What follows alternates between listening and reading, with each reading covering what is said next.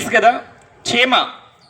చీమ చాలా చిన్నగా ఉంటుంది, కానీ అది మోయగలిగే బరువు ఎంతో తెలుసా?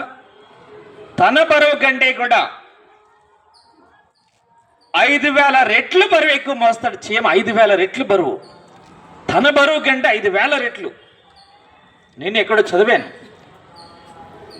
అంటే మన బరువు కంటే కూడా, మన బరువు ఉన్నందు కూడా మనం మైలేం. మన బరువు కంటే 2 రెట్లు కూడా మైలేం. మైలేం. కానీ మనకి భగవంతుడు ఆలోచనా శక్తి ఇచ్చాడు. ఆలోచనా శక్తి. ఒకే ఒక వ్యక్తి, ప్రధానమంత్రి మోడీ గారు 140 కోట్ల మందిని పరిపాలిస్తున్నారు. 140 కోట్ల మందిని పరిపాలిస్తున్నారు.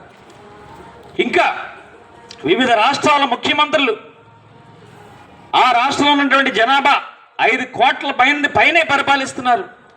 5 కోట్ల మందిని పైనే.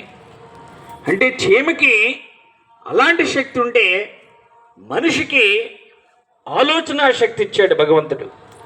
మన బరువు కంటే ఎక్కువ మొయ్యలేం, కానీ మనం తినాల్సిన దానికంటే కూడా ఎక్కువ తినలేం. కానీ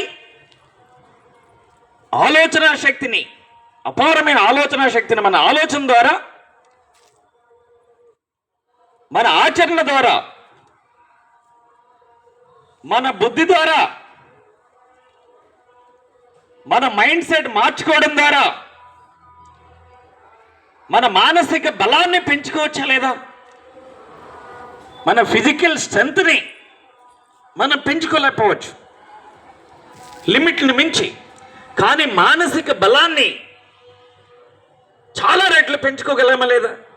పెంచుకోవచ్చు. మానసిక బలం, వి ఇంప్రూవ్ దట్. ఆ మానసిక బలంతో మన మనసు కోరుకునే గోల్స్ సాధించవచ్చు. మన మనసు కోరుకునే గోల్స్ని ఎక్వైర్ చేయడానికి నాలెడ్జ్ని మన మైండ్ ద్వారా, మన బ్రెయిన్లో సేవ్ చేయొచ్చా లేదా?